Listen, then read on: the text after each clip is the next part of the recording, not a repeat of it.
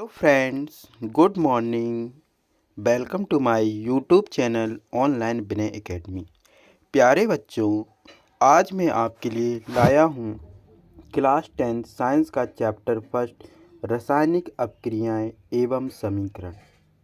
ठीक है ना। हम आपको इस तरीके से पढ़ाएंगे कि चाहे आप सीबीएसई बोर्ड से हो या फिर यूपी बोर्ड से, इस चैप्टर से आपका कोई भी क्वेश्चन आउट नहीं होने वाला है। और इस वीडियो को पूरा देखने के बाद आपको कहीं और पढ़ने की ज़रूरत नहीं, ना ही रटने की ज़रूरत है। तो कृपया करके बच्चों, सबसे पहले आप पूरा वीडियो देखें विदाउट स्किप किए हुए और समझें। उसके बाद आपको कहीं भी कुछ भी रटने की ज़रूरत नहीं है। तो हम चलिए स्टार्ट करते हैं। और इस चैप्टर में मैं सभी इम्पोर्टेंट पॉइंट को कलेक्ट करके लाया हूँ, जो कि एग्ज़ाम की दृष्टि से, बोर्ड एग्ज़ाम की दृष्टि से बहुत ही इम्पोर्टेंट है।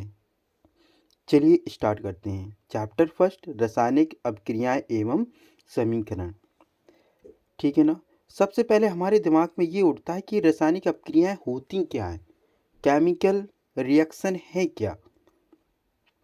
तो देखिए, इसकी डेफिनेशन ये है कि ऐसे परिवर्तन जिसमें नए गुणों वाले पदार्थों का निर्माण होता है, उसे हम रासायनिक अपक्रिया कहते हैं।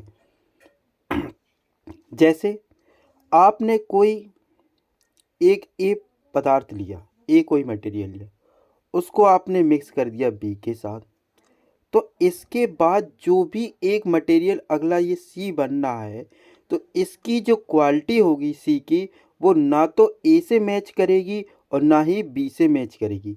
यानी कि ए और बी दो अलग अलग गुणों वाले जो पदार्थ थे, उनको हमने आपस में मिलाया और उससे जो एक तीसरा एक नया पदार्थ सी बना, उसके जो गुण हैं वो ना तो ए से मिलेंगे ना ही बी से मिलेंगे। तो ऐसे पदार्थ सी को हम क्या कहेंगे? नया पदार्थ। तो यानी कि ऐसे परिवर्तन, क्योंकि रिएक्शन करने के बाद ही परिवर्तन आए, ऐसे परिवर्तन जिसमें नए गुण वाले पदार्थों का निर्माण होता है, उसे ही हम रासायनिक अपक्रिया कहते हैं। ठीक है ना। कि जैसे हमने ए मटेरियल और बी मटेरियल को लिया और दोनों को मिक्स करके एक नया पदार्थ सी बना, जिसके गुण ना तो ए से मिलेंगे ना ही बी से मिलेंगे, इसी को हम केमिकल रिएक्शन कहते हैं, रासायनिक अपक्रियाएं कहते हैं। सादा सी भाषा में अगर हम इसको समझें कि आपने अगर दो पदार्थ लिए, दोनों को आपस में मिलाया और जो तीसरा पदार्थ सी बना, उसके जो गुण होंगे वो ना तो ए से मिलेंगे ना ही बी से मिलेंगे, तो इस प्रकार की क्रिया को हम रासायनिक अपक्रिया कहते हैं। वही सेम डेफिनेशन है। ऐसे परिवर्तन जिसमें नए गुण वाले पदार्थों का निर्माण होता है, उन्हें हम रासायनिक अपक्रिया कहते हैं। अभी जो मैंने आपको बताया कि जैसे हमने ए और प्लस बी दोनों को मिलाकर जो तीसरा पदार्थ सी बनाया, तो ये जो चीज़ है, इन दोनों जिनसे मिलकर हमने बनाया है ऐसे पदार्थ जो मतलब रासायनिक अपक्रिया यानी कि केमिकल रिएक्शन में भाग ले रहे हैं, यही तो भाग ले रहे हैं ए और बी, तो इनको हम बोलेंगे अभिकर्मक। क्या बोलेंगे इनको हम? अभिकर्मक। ठीक है ना। और जब हमने ए प्लस बी दो पदार्थों को मिला के एक नया तीसरा पदार्थ बना, तो ये हमारा क्या हो गया? उत्पाद, यानी कि प्रोडक्ट। प्रोडक्ट बन गया। ये हमारा क्या बन गया? प्रोडक्ट बन गया। ठीक है ना। यानी हम जिसे हम उत्पाद कहते हैं। यानी कि ऐसे पदार्थ जो किसी रासायनिक अपक्रिया में हिस्सा लेते हैं, उन्हें हम अभिकारक कहते हैं, तथा ऐसे पदार्थ जिनका निर्माण रासायनिक अपक्रिया में होता है, उन्हें हम उत्पाद यानी कि प्रोडक्ट कहते हैं। अभी मैंने आपको जैसे एक दूसरा एग्जाम्पल बताया, जैसे हाँ ये कार्बन है, सी कार्बन है, इसमें हमने ऑक्सीजन को मिला दिया, इसको हमने ऑक्सीजन को मिला दिया, तो इससे जो गैस बनी वो कौन सी बनेगी? CO2। क्या बनी? CO2। अब देखिएगा, कार्बन के गुण अलग है। जब वो स्वतंत्र था, फ्री था, तब उसकी क्वालिटी अलग थी, ऑक्सीजन की क्वालिटी अलग थी। लेकिन जब वो नया पदार्थ बना कार्बन डाइऑक्साइड, तो उसकी जो क्वालिटी है, उसके जो गुण हैं, वो अलग होंगे। तो इस यानी कि ऐसे परिवर्तन जिसमें नए पदार्थ वाले नए गुण पदार्थों वालों का निर्माण होता है, उन्हीं को हम केमिकल रिएक्शन कहते हैं। अच्छा, ये बताओ कि ऐसे पदार्थ जो रासायनिक क्रिया में भाग लिए, किसने किसने भाग लिया? कार्बन ने लिया और ऑक्सीजन ने लिया। तो इन्हीं दोनों को हम क्या कहते हैं? अभिकारक कहते हैं। क्या कहते हैं हम इनको? अभिकारक। इंग्लिश में इनको हम रिएक्टेंट बोलते हैं। क्या बोलते हैं इनको हम? रिएक्टेंट। और जो नया पदार्थ बना तो वो क्या बना? Carbon dioxide. तो ये है हमारा उत्पाद। ये है हमारा उत्पाद, यानी कि ऐसे पदार्थ जिनका निर्माण रासायनिक अपक्रिया में होता है वो उत्पाद होते हैं, तथा जो रासायनिक अपक्रिया में भाग लेते हैं वो अभिकारक होते हैं। ठीक है ना। अब उदाहरण देखिए, जैसे भोजन का पचना। भोजन का पचना भी एक केमिकल रिएक्शन है। भोजन का पचना एक केमिकल रिएक्शन होता है, क्योंकि हम जो भोजन खाते हैं जब वो हमारे एब्डोमेन में जाता है तो वहाँ पर HCl क्रिएट होता है, सीक्रेटेड होता है, उसके जो रिएक्टेंट होता है, क्योंकि इसमें न्यूट्रिएंट्स अलग हो जाते हैं, वेस्ट मटेरियल अलग हो जाते हैं, तो ये भी तो एक रिएक्शन है। दूसरा रेस्पिरेशन, यानी कि सांस लेना। सांस लेना भी एक केमिकल रिएक्शन है।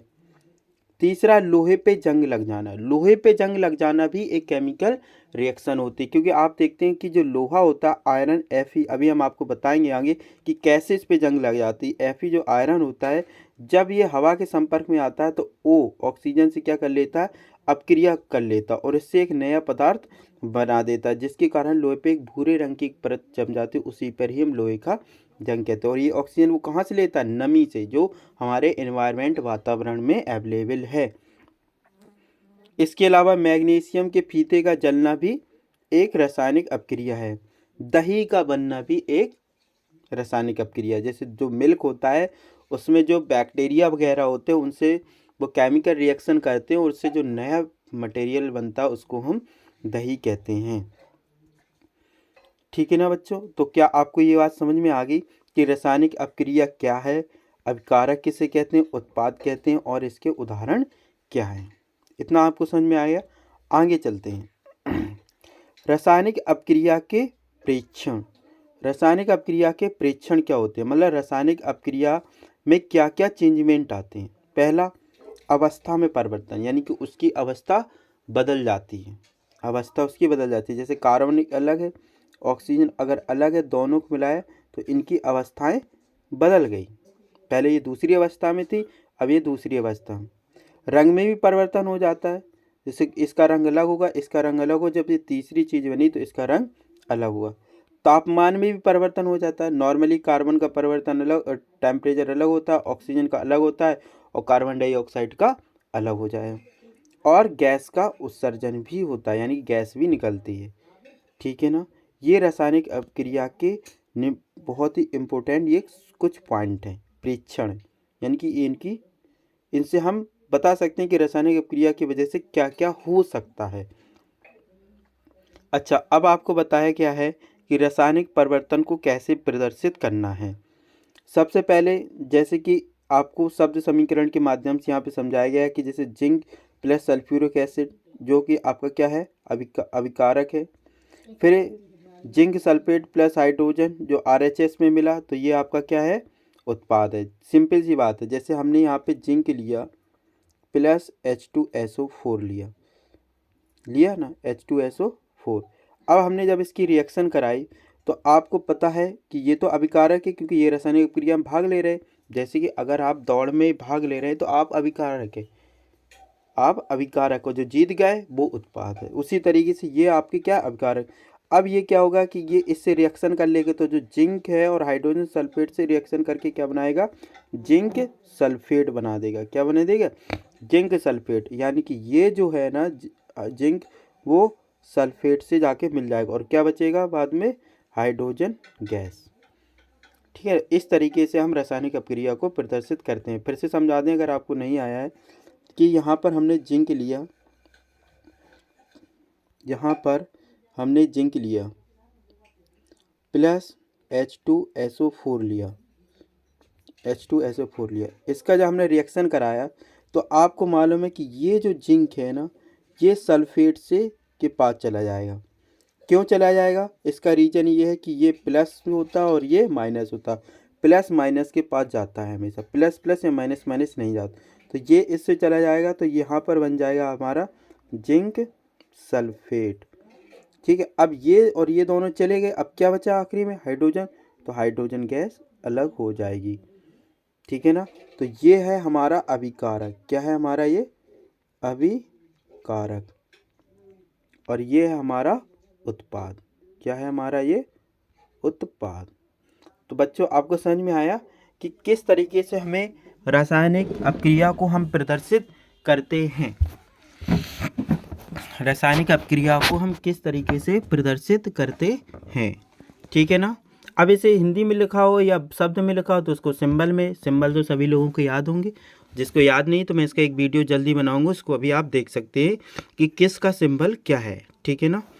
नेक्स्ट चलते हैं रासायनिक समीकरण कि what is chemical equation. Chemical equation है क्या? अगर ये क्वेश्चन आ जाए कि what is chemical equation, chemical equation होता क्या है, यानी कि रासायनिक समीकरण होता क्या है, तो अब देखिए इसको ऐसे समझ सकते हैं कि रासायनिक अपक्रिया रासायनिक समीकरण द्वारा ही निरूपित की जाती है।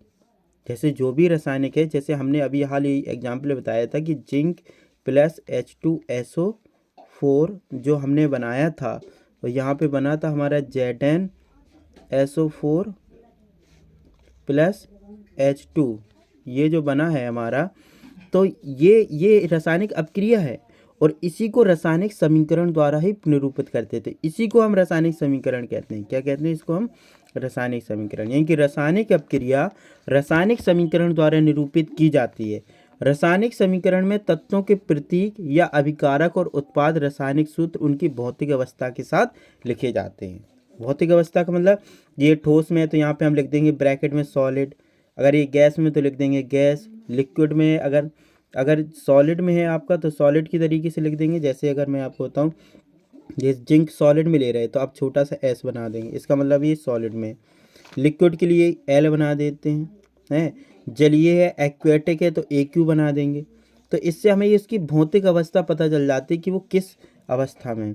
जैसे कोई गैस निकल रही तो उसका ऊपर का एरो बना देते हैं।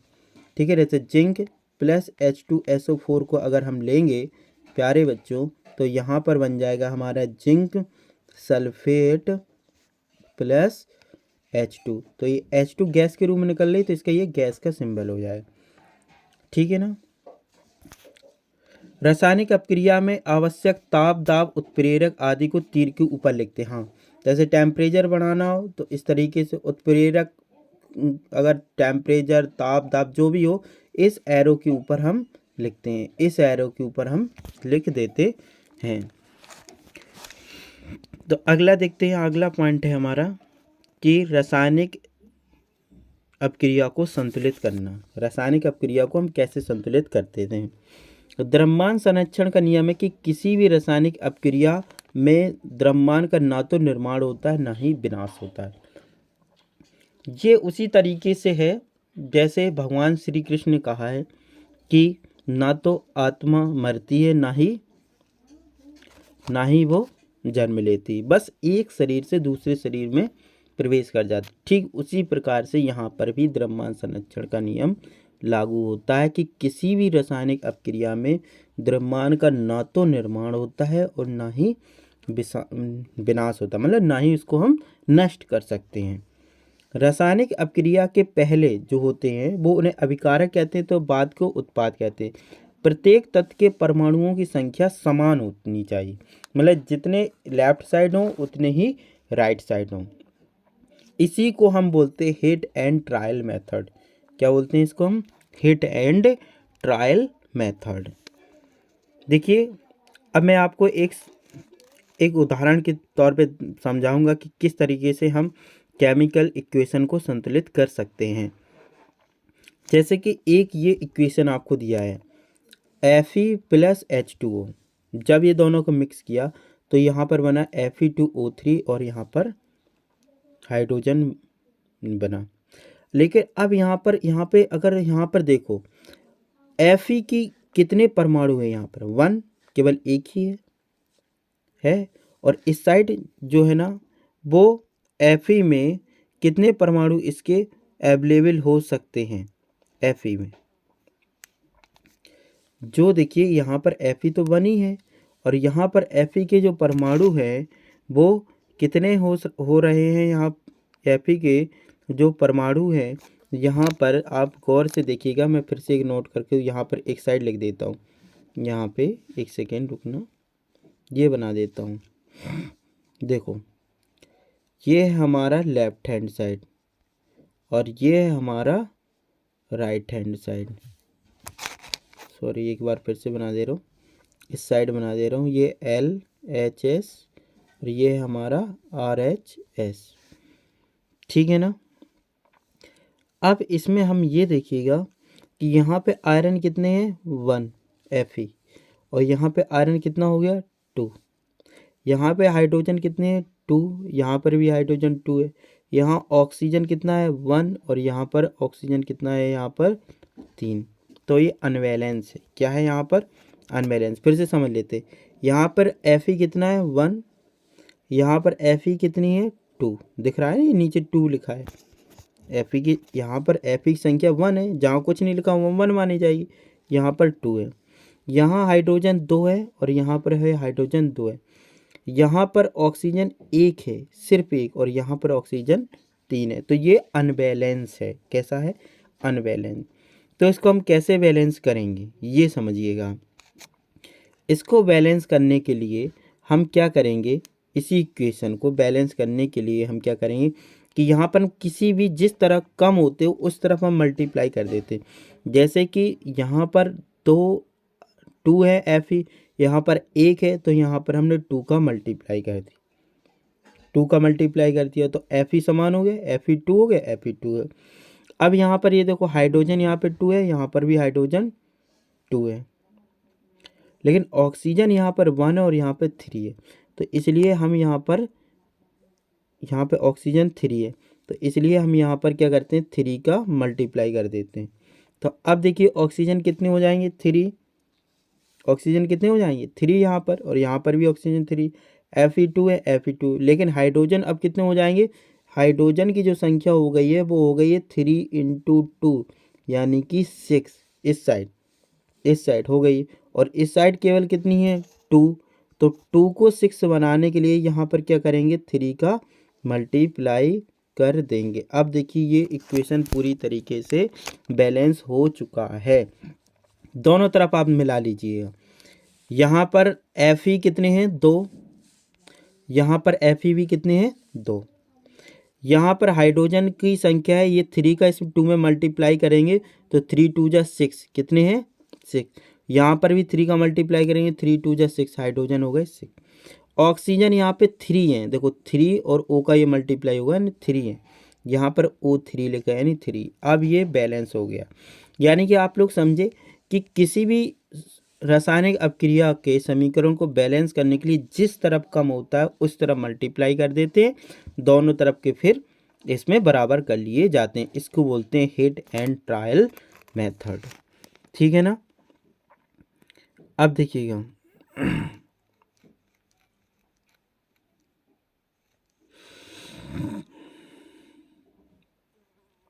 रासायनिक अपक्रिया के प्रकार। जी, टाइप्स ऑफ केमिकल रिएक्शन।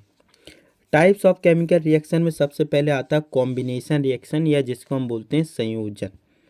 इसका मतलब ये होता है कि अगर आपने एक उत्पाद A है और दूसरा इसको B लिया तो इन दोनों के मिलाने से जो तीसरा उत्पाद C बन रहा है इसको कॉम्बिनेशन रिएक्शन। मतलब 2 चीज़ें हमने मिलाई, एक तीसरा बना, वो कॉम्बिनेशन रिएक्शन है।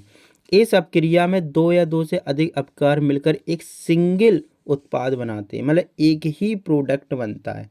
देखो एक ही प्रोडक्ट बन रहा है। एग्जाम्पल से देख लो, जैसे कोयले का जलना, कार्बन और ऑक्सीजन इन दोनों को मिलाया तो क्या बना कार्बन डाइऑक्साइड, यानी एक ही उत्पाद बना। दूसरा जल का निर्माण, हाइड्रोजन में ऑक्सीजन को मिलाया तो क्या बना वाटर, एक ही उत्पाद बनना है। कैल्शियम ऑक्साइड में जब हमने वाटर मिलाया तो क्या बना कैल्शियम हाइड्रोक्साइड, यानी कि बुझा हुआ चूना। तो देखियो सभी में एक ही उत्पाद बनेगा, यानी कि संयोजन जो अपक्रिया है उसमें केवल और केवल सिंगल ही प्रोडक्ट बनता है, ठीक है ना। ऊष्माक्षेपी अपक्रिया क्या होती है? ऊष्माक्षेपी अपक्रिया ये होती है कि जिन अपक्रिया के उत्पाद के निर्माण के साथ साथ ऊष्मा यानी कि हीट भी निकलती है, गर्मी यानी हीट भी निकलती है, तो उसको हम ऊष्माक्षेपी अपक्रिया कहते हैं। जैसे मैथेन है, ये प्राकृतिक गैस का दहन। मैथेन का फार्मूला होता है CH4। अब जब हमने इसको ऑक्सीजन के साथ मिलाया तो क्या बना? Carbon dioxide. और क्या बना? वाटर। और क्या निकला हमें? ऊष्मा। तो जिसमें ऊष्मा निकलेगी वो ऊष्माक्षेपी अपक्रिया होगी। सांस लेना, जो हम अपने जीवन में सांस लेते हैं वो भी एक ऊष्माक्षेपी अपक्रिया है। जैसे हमने कि ये लिया ग्लूकोज C6H12O6, ये हमारी बॉडी का ग्लूकोज है। जब हमने इसमें ऑक्सीजन हम सांस लेते हैं, ऑक्सीजन सांस के रूप में ली, तो क्या बना? प्रोडक्ट कार्बन डाइऑक्साइड निकली जो कि बाहर निकल जाती, प्लस क्या बना? वाटर बना। और क्या निकली? हीट, एनर्जी भी निकली ना हीट। तो ये ऊष्मा भी एक ऊष्माक्षेपी अपक्रिया है, इसको ध्यान रखिएगा। ओके, ऊष्माक्षेपी का मतलब ऐसी अपक्रिया जिसमें हीट निकलती हो, अवशोषित नहीं होनी चाहिए, उत्सर्जित होनी चाहिए। कैसी होनी चाहिए? उत्सर्जित होनी चाहिए। अगला है वियोजन अपक्रिया। वियोजन अपक्रिया में क्या होता है कि एक सिंगल अभिकारक टूटकर दो हिस्सों में बट जाता है, दो या दो से अधिक हिस्सों में बट जाता है। सिंपल सी जैसी कोई चीज़ A है, वो टूटकर दो हिस्सों में बट गई, B+C, तो ये हो गई वियोजन अपक्रिया। उसमें वियोजन द्वारा, ऊष्मा के द्वारा वियोजन किया जा सकता है। इसका देखो कैसे। जैसे हमने फेरस सल्फेट लिया FeSO4, इसको जो हमने गर्म कर दिया, हीट कर दिया, तो देखो ये दो या दो से अधिक पदार्थों में टूट गई। फेरिक ऑक्साइड बना, सल्फर डाइऑक्साइड बना और सल्फर ट्राइऑक्साइड भी बना। इसको सल्फर डाइऑक्साइड बोलते हैं SO2 को, और SO3 को सल्फर ट्राइऑक्साइड बोलते हैं। तो यहाँ पर अभिकारक कितना था? 1, और प्रोडक्ट कितने बन गए? 3। मैंने कहा था कि जिसमें अभिकारक 1 हो और प्रोडक्ट 2 या 2 से अधिक हो तो वो वियोजन अपक्रिया। तो ये कैसी अपक्रिया हो जाएगी? वियोजन या डिस्ट्रीब्यूशन रिएक्शन बोलते हैं इसको। इसी तरीके से कैल्शियम कार्बोनेट को ले लीजिए। कैल्शियम कार्बोनेट का फॉर्मूला होता है CaCO3, जिसे हम चूना पत्थर कहते हैं। जब हमने इसको गर्म किया तो ये किस में टूट गया? कैल्शियम ऑक्साइड में। किस में टूट गया ये? इस कैल्शियम ऑक्साइड में। सॉरी, 1 मिनट रुकना बच्चों। तो ये किस में टूट गया है? कैल्शियम ऑक्साइड में। सॉरी, ये देखो, ये हमने चूना पत्थर था CaCO3, इसको हमने जब हीट कर दिया यानी कि गर्म कर दिया तो ये किस में टूट गया? कैल्शियम ऑक्साइड और कार्बन डाइऑक्साइड। तो यानी कि प्रोडक्ट तो सिर्फ एक ही है। देखिए प्रोडक्ट क्या है? सिर्फ एक ही है, लेकिन उत्पाद कितने बन चुके हैं? 2 या 2 से ज़्यादा अधिक। तो ये भी कैसी रिएक्शन होगी? वियोजन। ये एग्जाम में पूछा जाता है कौन सी वियोजन अपक्रिया है, संयोजन अपक्रिया है। तो आपको ये इसी समझ लेना है, जिसमें एक अभिकारक हो और 2 या 2 से अधिक उत्पाद हो तो वो आपका वियोजन अपक्रिया होगी। और भी वियोजन कैसे किया जा सकता है? एक तो गर्म करके किया जा सकता है, दूसरा इलेक्ट्रिक, विद्युत धारा प्रवाहित करने पर, क्योंकि इलेक्ट्रिक करंट से भी पदार्थ टूट जाते हैं। जैसे वाटर को लीजिए, जब उसमें करंट प्रवाहित कर देते तो ये हाइड्रोजन और ऑक्सीजन 2 हिस्सों में टूट जाता है। कैसे टूट जाता है इसमें ये दिखाया गया है कि हमने एक 2 परखनली ली, उनको हमने लगाया और इसमें बीकर में यहाँ तक हमने पानी भरा। इसके बाद ये बीकर है, इसके बाद ये परखनलियाँ हैं, ये इसमें रॉड डाली, ग्रेफाइट रॉड डाली दोनों तरफ। इसके बाद एक को एनोड सिरे को, दूसरे को कैथोड सिरे को, यहाँ पे इसको हमने बैटरी से इसको कनेक्ट कर दिया। 6 वोल्ट की बैटरी से हमने जब इसको कनेक्ट कर दिया तो हम इसको, जब हम स्विच इसका जब हम ऑन कर देते हैं तो एक परखनली में ऑक्सीजन आ जाती है और दूसरे परखनली में हाइड्रोजन गैस हो जाती है, क्योंकि वाटर होता है ना H2O, अलग अलग हिस्सों में टूट गया है। एक तो H हाइड्रोजन में, दूसरा ऑक्सीजन में। इसी तरीके से ये सूर्य की प्रकाश की उपस्थिति में होने वाला वियोजन को हम प्रकाशीय वियोजन कहते हैं। प्रकाशीय वियोजन किसे बोलते हैं? जो सूर्य के प्रकाश की उपस्थिति में हो उसको हम प्रकाशीय वियोजन कहते हैं।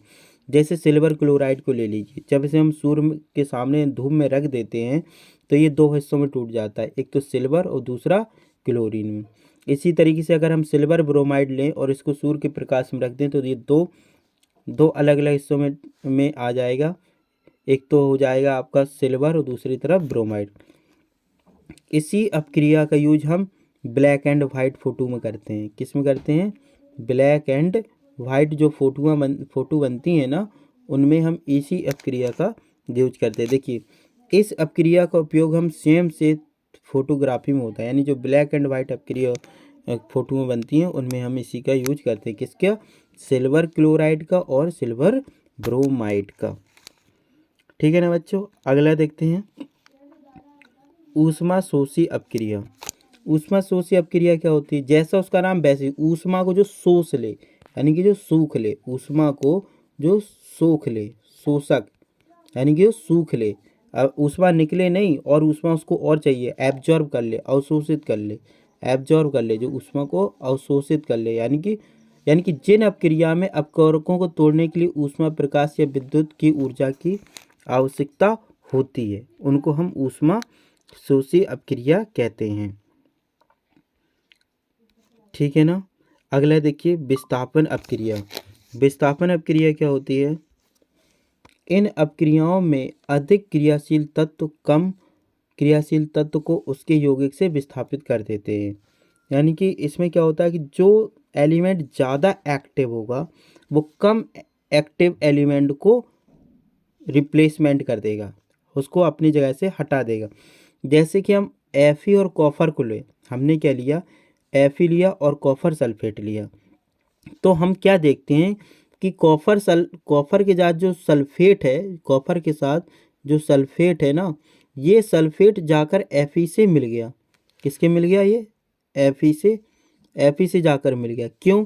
क्योंकि जो आयरन है वो कॉपर से ज़्यादा एक्टिव है, ज़्यादा क्रियाशील, और कॉपर आयरन से कम एक्टिव, यानी कि जो ज़्यादा ताकतवर होगा वो कमज़ोर को तोड़ देगा। सिंपल सी बात है, वही यहाँ पर भी हो रहा है कि आयरन जो है ना वो कॉपर से ज़्यादा ताकतवर है, इसलिए आयरन जो है ना वो कॉपर सल्फेट से सल्फेट को खींच लेगा। तो यहाँ पर क्या बन जाएगा? फेरिक सल्फेट बन जाएगा और कॉपर अकेला रह जाएगा। ये बात आपको समझ में आ गया? अगला देखिए, अगला दिखाया गया कि लोहे की कील को भूरे रंग की कॉपर की परत जम गई है। कैसे? क्योंकि जब हम क्या करते हैं, जम गई, क्योंकि कॉपर सल्फेट के नीले विलयन का रंग हरा FeSO के निर्माण के कारण हो जाता है। यानी जैसे जिंक और प्लस कॉपर सल्फेट मिल गया तो जिंक सल्फेट प्लस Cu हो जाता है। जिंक जो है ना वो कॉपर से अधिक क्रियाशील तत्व है। अगला देखिए द्रव विस्थापन अपक्रिया। द्रव विस्थापन अपक्रिया क्या होती है? इस अपक्रिया में उत्पादों का निर्माण दो यौगिकों के आयनों के आदान प्रदान से होता है। द्रव विस्थापन यानी कि इनका यौगिक इनके पास चला जाएगा, उनका आपस में रिप्लेसमेंट कर लेते हैं। जैसे दो पर्सन है ए और बी, इनकी भाई तुम हमारी चीज़ें ले लो, हम तुम्हारी चीज़ ले लें, एक ही जगह पे रिप्लेसमेंट हो जाता है द्रव विस्थापन में। जैसे कि इसको देखिए, सोडियम सल्फेट के साथ क्या है? सल्फेट है, और यहाँ पे बेरियम क्लोराइड है। तो ये क्या कर लेंगे? आपस में इंटरचेंज कर लेते हैं। जो बेरियम होता है और ये सोडियम होता है, ये दोनों आपस में क्या करेंगे? इंटरचेंज कर लेंगे। यानी कि बेरियम के पास क्या चला जाएगा? सल्फेट चला जाएगा, और सोडियम के साथ क्या चला जाएगा? क्लोराइड बन जाएगा। तो देखिए ये बन गया, बेरियम सल्फेट बन गया और सोडियम क्लोराइड। देखो फिर से समझ लो अगर नहीं आया है, जैसे ये सोडियम है, ये सोडियम है, सोडियम के साथ ये सल्फेट है। मैं फिर से बता रहा हूँ, जैसे ये जो सोडियम है, एक सेकेंड, जैसे ये सोडियम है Na2SO2, ये सोडियम के साथ इस समय क्या है? सल्फेट है, प्लस बेरियम क्लोराइड, बेरियम के साथ क्लोराइड है। तो ये क्या करेगा कि ये जो बेरियम है और ये जो सोडियम है, ये बेरियम के साथ कौन है? क्लोराइड है, और सोडियम के साथ सल्फेट है। तो क्या करेगा? सोडियम जो है वो क्लोराइड को पास चला जाएगा और बेरियम सल्फेट, जैसे आपस में एक दूसरे से इंटरचेंज। जैसे आप दो फ्रेंड है, आपके पास भी पेन है, आपके पास भी पेन, आपने उनको दे दिया, आपने उनको दे दिया, आपस में इंटरचेंज कर सकते हैं। समझ में आया? इसी तरीके से इसको भी हम आपस में इंटरचेंज कर लेते हैं। यानी कि सोडियम के पास जो सल्फेट था उसने वो बेरियम को दे दिया, और बेरियम के पास जो क्लोराइड था उसने सोडियम को। इसी को बोलते हैं डबल डिस्प्लेसमेंट रिएक्शन। क्या बोलते हैं इसको? डबल डिस्प्लेसमेंट रिएक्शन, या हिंदी में इसको बोलते हैं द्विव विस्थापन अभिक्रिया। द्विव विस्थापन अभिक्रिया। इसके बाद आता है आपका उपचयन और अपचयन। उपचयन और अपचयन क्या होता है? जब किसी पदार्थ में उपचयन के देखो दो चीज़ें हैं, दो चीज़ों में उपचयन होता है, या तो ऑक्सीजन बढ़ रहा हो और हाइड्रोजन कम हो रहा हो, दोनों जगह पर उपचयन ही माना है। और अपचयन जो होता है वो उसका उल्टा होता है, उसमें हाइड्रोजन घट रहा होता है और ऑक्सीजन, उसमें क्या होता है, हाइड्रोजन बढ़ रहा होता है और ऑक्सीजन घट रहता है। ये बस यही अंतर होता है, ये उपचयन का है और ये अपचयन का है। फिर से समझ लो, उपचयन अपचयन बहुत ही सिंपल है, बच्चे कन्फ्यूजन में रहते हैं। देखिएगा, उपचयन और अपचयन, उप और अपचयन में ये अंतर है कि उपचयन में ऑक्सीजन बढ़ता है और हाइड्रोजन घट रहा हो, दो कंडीशन, या तो ऑक्सीजन बढ़ रहा हो या हाइड्रोजन घट रहा हो। और अपचयन में क्या होता है, या तो हाइड्रोजन यहाँ पर क्या होगा, हाइड्रोजन जो है ना वो यहाँ पे बढ़ रहा होगा और ऑक्सीजन घट रहा होगा। तो यही है उपचयन और अपचयन। यानी जब किसी पदार्थ में ऑक्सीजन की वृद्धि हो जाए या किसी पदार्थ में हाइड्रोजन की कमी हो जाए तो उस प्रकार की रिएक्शन को हम उपचयन रिएक्शन बोलते हैं। जैसे इस एग्जाम्पल से समझते हैं, C+O2 CO2। पहले कार्बन के साथ ऑक्सीजन नहीं था, लेकिन बाद में इसके साथ ऑक्सीजन आ गया। जैसे यहाँ पर समझते हैं, जैसे पहले कार्बन के साथ कोई ऑक्सीजन नहीं था, बाद में जब इसमें O2 आ गया तो ये कार्बन के साथ ऑक्सीजन आ गया, यानी कि यहाँ पर अपचयन हो रहा है, क्योंकि यहाँ पर ऑक्सीजन की वृद्धि हो रही है, बढ़ रही है। ठीक है ना। अगला हम समझते हैं, जैसे कॉपर प्लस O2। जैसे पहले कॉपर के साथ Cu, कॉपर होता है, के साथ ऑक्सीजन नहीं था, फिर इसमें आपका CuO में कॉपर आ गया, यानी कि ऑक्सीजन क्या हो रहा है, बढ़ रहा है। यहाँ पर भी उपचयन है। दूसरा देखिए, अगर कॉपर ऑक्साइड के साथ हाइड्रोजन के साथ गर्म कर दिया तो पहले कॉपर के साथ ऑक्सीजन था, अब नहीं है, यानी कि अब कॉपर के साथ हट गया तो यानी कि ऑक्सीजन, यहाँ पे ऑक्सीजन क्या हो रहा है, कम हो गया। और लेकिन यहाँ पर हाइड्रोजन के साथ क्या था, हाइड्रोजन के साथ ऑक्सीजन नहीं था, लेकिन यहाँ पर हाइड्रोजन के साथ ऑक्सीजन आ गया, तो यहाँ पर क्या हो गया, आपका उपचयन हो गया। यहाँ पर क्या हो गया, आपका उपचयन हो गया, और इस वाले कॉपर और ऑक्सीजन के साथ हो गया अपचयन। समझ में आया। अगला देखिएगा, अपचयन में क्या होता है, जो अभी मैंने बताया था कि जब किसी पदार्थ में ऑक्सीजन का कमी हो रही हो, ऑक्सीजन कम हो रहा हो और हाइड्रोजन बढ़ रहा हो, तो उसको हम अपचयन कहते हैं। जब किसी पदार्थ में हाइड्रोजन की वृद्धि होती है वो अपचयन होता है, और जब किसी पदार्थ में ऑक्सीजन की कमी होती है तो वहाँ पर भी अपचयन होता है। जैसे यही जो एक एग्जाम्पल अभी मैंने बताया था कि यहाँ कॉपर के साथ ऑक्सीजन है, यहाँ कॉपर के साथ ऑक्सीजन नहीं है, तो क्या है यहाँ पर, अपचयन। यहाँ हाइड्रोजन के साथ ऑक्सीजन नहीं है, यहाँ पर आ गया, तो यहाँ पर क्या है, उपचयन। और इसी रिएक्शन को हम रिडॉक्स रिएक्शन भी बोलते हैं। क्या बोलते हैं, रिडॉक्स रिएक्शन। इसको क्या बोलते हैं, रिडॉक्स रिएक्शन। रिडॉक्स रिएक्शन वो होती है जिसमें उपचयन और अपचयन दोनों एक साथ हो रहा हो, जिसमें उपचयन और अपचयन दोनों साथ हो रहा हो, उसको हम रिडॉक्स रिएक्शन कहते हैं। देखिए आगे भी लिखा है कि हाइड्रोजन, हाँ, इस अपक्रिया में उपचयन और अपचयन दोनों हो रहे हैं, इसलिए इसको हम रिडॉक्स रिएक्शन कहते हैं। रिडॉक्स रिएक्शन बिल्कुल सिंपल सी बात है, जिसमें अपचयन और उपचयन दोनों एक साथ हो तो उसमें आपका रिडॉक्स रिएक्शन होता है। अच्छा, दैनिक जीवन में उपचयन का क्या प्रभाव है, क्या प्रभाव पड़ता है। सबसे पहले संक्षारण। जब कोई धातु, कोई भी मेटल आर्द्रता, नमी, अम्ल, एसिड आदि के संपर्क में आ जाती है तो उस मेटल यानी धातु की ऊपरी परत कमज़ोर हो जाती है, ठीक है, और वो संरक्षित हो जाती है। इसीलिए हम क्या करते हैं कि कोई धातु की चीज़ है उसमें हम पेंटिंग कर देते हैं ताकि इसमें जंग न लगे, क्योंकि ये हमेशा वातावरण की नमी या अम्ल या किसी ऐसी धातु की तो वो धीरे धीरे क्या हो रही, खराब होने लगी, तो उसको बचाने के लिए हम संक्षारण इसका करते हैं। दूसरा देखिए, लोहे की वस्तुओं पर जंग लगाने पर लग जाती है, इसी की वजह तो इसलिए हम पेंट कर देते हैं। चांदी की चीज़ों पर काली परत पड़ जाती है, क्योंकि चांदी जो होती है वो वायु के ऑक्सीजन से रिएक्शन कर लेती है। जो एजी होती है, आपने देखा होगा जो भी चांदी की मटेरियल है वो ऑक्सीजन से रिएक्शन कर लेती है और सिल्वर ऑक्साइड बना देती है, जिसकी वजह से उसमें काली परत पड़ जाती है। वह तांबे के ऊपर हरी परत चढ़ जाती है। याद रखिएगा कि चांदी के ऊपर हमेशा काली परत पड़ती है और तांबे के ऊपर हरी परत का चढ़ना ही संचारण के उदाहरण हैं।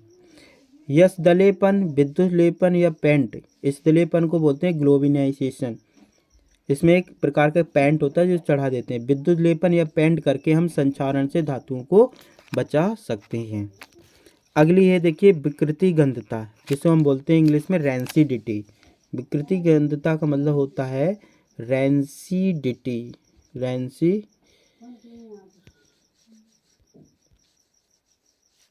रैंसिडिटी वसा युक्त यानी जिसमें फैट हो, और तेलीय खाद्य सामग्री यानी जिसमें ऑयल हो, जब कभी भी वायु के संपर्क में आते हैं तो उसमें वायु क्या होते हैं, वो उपचेत हो जाते हैं, जिसके बाद उनके स्वाद और गंध में परिवर्तन हो जाती है और विकृति गंधता कहलाती है। देखो इसको समझिए, बहुत अच्छी पॉइंट। आपने देखा होगा कि जो आप लोग जो चिप्स के पैकेट खरीदते हैं, उसमें हवा भरी रहती है। लोग कहते हैं इसमें हवा नहीं भरी है, उसमें नाइट्रोजन गैस भरी होती है। उसमें कौन सी गैस भरी होती है? चिप्स के पैकेट वगैरह में कौन सी गैस भरी होती है? Nitrogen gas. क्यों? क्योंकि ये रैंसिडिटी यानी विकृति गंधता से बचाता है। एक्चुअली में होता क्या है कि जैसे एक दूसरा एग्जाम्पल समझते हैं, जैसे हम जो खाना बनाते हैं वो ख़राब हो जाता है, भाई ये शाम को बनाए सुबह तक ख़राब हो जाता है या अगले दिन तक ख़राब हो जाता है। क्यों? क्योंकि जो हम खाना बनाते हैं तो उसमें हम ऑयल ज़रूर डालते हैं या उसमें फैट ज़रूर होता है, और यही जो ऑयल जब हवा के संपर्क में आता है तो हवा में होती है ऑक्सीजन, और ऑयल और ऑक्सीजन को क्या कर लेता? अपछेद कर लेता है, जिसकी वजह से वो खराब हो जाते हैं। अच्छा, उसको बचाने के लिए हम क्या करते हैं? रैंसिडिटी को प्रतिऑक्सीकारक का उपयोग कर लेते हैं। जैसे हम N2 नाइट्रोजन गैस भर देते हैं, वायुरोधी बर्तन में रखते हैं, मतलब ऐसी जगह पर रखते हैं जहाँ पर हवा पहुँच ना सके। ठीक है, कहाँ पर रखते हैं? जहाँ पर हवा पहुँच ना सके। वायुरोधी, वायु के स्थान पर नाइट्रोजन गैस द्वारा करते हैं। और शीतलन जैसे हम जो फ्रिज जो बोलते हैं, हमारा जो फ्रिज है ये भी हमारा शीतलन के द्वारा, इससे हम रैंसिडिटी को बचाया जा सकता है। तो फ्रेंड्स, हमने इस वीडियो के माध्यम से चैप्टर फर्स्ट जो रासायनिक अपक्रिया एवं समीकरण, उसको मैंने आप लोगों को समझा दिया है। जो भी इसमें सारा जितना इम्पोर्टेंट पॉइंट था वो मैंने आपको समझा दिया है कि रासायनिक अपक्रिया क्या होती है, अभिकारक क्या होते हैं, उत्पाद क्या होते हैं, कि कितने प्रकार के होते हैं, इनको कैसे बैलेंस किया जा सकता है, और इसके अलावा इसकी वजह से होता क्या है, रैंसिडिटी क्या होती है, विकृति गंधता क्या होती है, संचारण क्या होता है ना। तो इन सभी चीज़ों को मैंने बताया, और यही लेसन फर्स्ट में यही आपके पार्ट में दिया गया है। तो बच्चों, आप सिर्फ इतना ही पढ़ लीजिए, आप कोई भी एग्ज़ाम हो, चाहे आपका वो यूपी बोर्ड से हो या चाहे भी आप CBSE बोर्ड या किसी भी स्टेट बोर्ड से हो, आपके लिए बहुत ही हेल्पफुल होगा। Thank you for watching. इसको कृपया ज़्यादा से ज़्यादा आप लोग प्लीज़ इसको लाइक करें। अगर आपको ये मेरे वीडियो पसंद आया तो लाइक कीजिए, सब्सक्राइब ज़रूर कीजिएगा, ठीक है ना। सब्सक्राइब ज़रूर करिएगा और शेयर कीजिए, अपने फ्रेंड्स ग्रुप में शेयर कीजिएगा। Thank you for watching. मिलते हैं अगले वीडियो में।